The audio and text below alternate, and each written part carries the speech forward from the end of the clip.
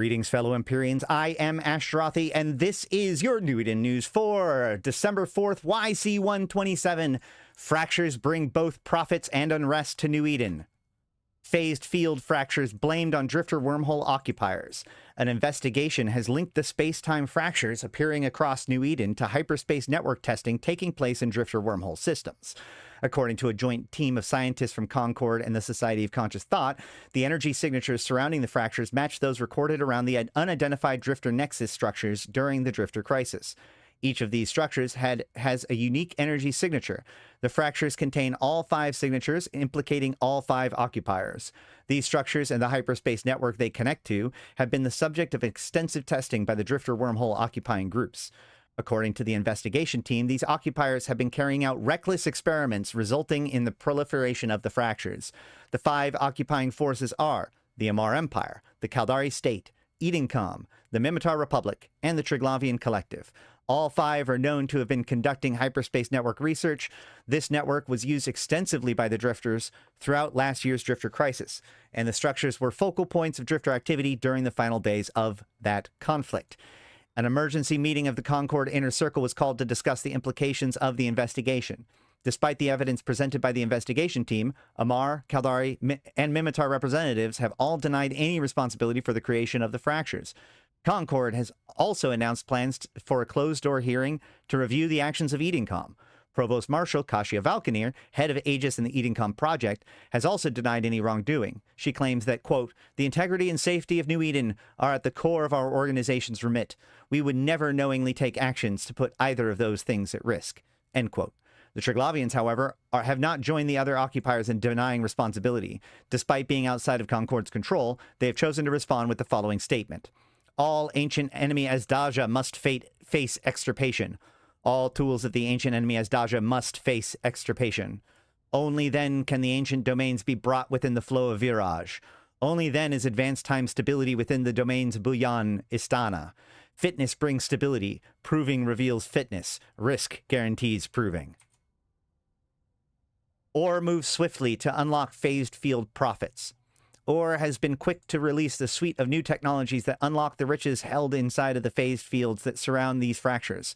While many have already begun to take advantage of the new opportunities phased field offer, others question how OR was able to develop the new tech so soon after the first fracture was sighted. High Priestess Harna Dorado of the Sisters of Eve is one such person. She told the Scope, quote, "How OR's phase anchor could be developed without prior observations of phased asteroids, or at least similar phenomena, has perplexed our engineers and research teams," end quote. Phased asteroids, which appear within our reality as fractures, move through a phased field containing unique erratic ores that can be processed into a variety of minerals. In order to efficiently mine these asteroids, a miner must utilize one of OR's patented phase anchors, which brings the asteroid into phase with local space.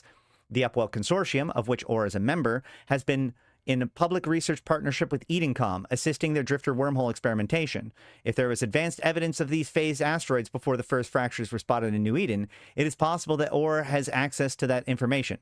Both the consortium's board and Edencom has denied these accusations as unfounded rumors. The consortium released an official statement refuting these rumors, ending with, quote, "Our business is founded on a bond of reliability and trust with the people of New Eden, and we would never betray that trust," end quote. News in brief. Community leaders in JETA join PKN Interstellar in celebrating 6 years of HyperNet relay. Thucker nomads prosper as rapid response doctrines enable phase field exploitation. Verity enhancements develop new logistical automation delivery drone tech. Concord Cartographers Gala in Uli celebrates new cluster mapping technology. Or upgrades onboard mining sensors across all ships in response to growing demand. Delegates in Astrogeological Society in New Eden agrees on rationalized naming conventions. Sister Hannah Kazmira honored by Reverend Mother Sentimona Sarpati for Odysseus design. Questions raised over Concord AI mandates as Iris consults with SCC over improved Plex transaction logging. And that is it for your New Eden news on December 4th, YC127. Now some analysis. So these guys, so this is obviously the phased fields, which are the main, like, this is the first of the gold rush sites that were introduced in Catalyst expansion. There's usually about 4 or 5 of these, it would seem, exposed at any given time, which means there's probably equal amount of those hidden. Might be 5. That might make sense given the fact that there are 5 different wormholes. But, you know, we've been kind of dancing around this, and this is our first like actual news report that confirms what we kind of suspected about these fractures. When you go into the fractures, you can actually see the wreckage of drifter structures inside of the fractures. We've looked at them in previous episodes. And so the idea is that basically the drifters created these hyperspace lanes in order to move around during the drifter crisis that was controlled through their drifter nexus. And then when the empires and when the 5 groups took over the wormholes, there was a summit while at FanFest to decide kind of the future of these holes. And while they did agree that they should share the technology, they also agreed on doing destructive testing of the hyperspace network. And obviously, you know, this is a pretty significant disruption in the hyperspace, in space-time. But we have yet to know kind of where this is going to go. You know, it has been noted that the phasing of these fields seem very similar to the phasing that we see on Jovian Stargates. And whether or not how this relates to like dead space or even abyssal space hasn't quite been cleared up yet.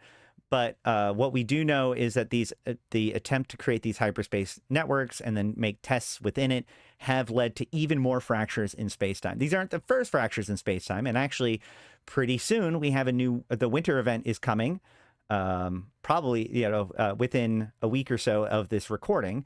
And the winter event actually focuses on these volatile ice storms, which is a type of metaliminal storm, which metaliminal storms were an earlier break in space-time, where basically the idea is that all of our traveling and moving between abyssal dead space and regular space by us and the Triglavians had led to basically ruptures in the boundaries between abyssal dead space and local space, causing abyssal space effects to bleed into known space, and that was the abyssal storms.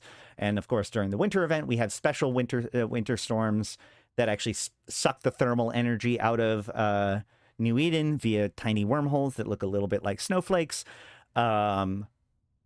So, you know, this idea that like all of this war that we've been doing with the drifters and the Triglavians are being fairly disruptive to local space-time.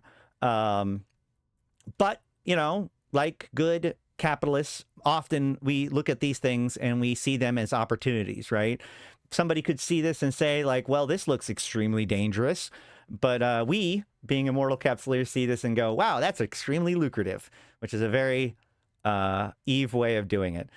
Now, obviously, they're going to deny any wrongdoing, but it is worth noting, like there has been, we did have the ore facility, you know, the ore convoys that seem to be taking stuff out of the drifter hives, and then you know, later the hollow clone debacle with ore during the Crimson Harvest event. So, you know, ore has been doing some pretty strong research and development with this stuff.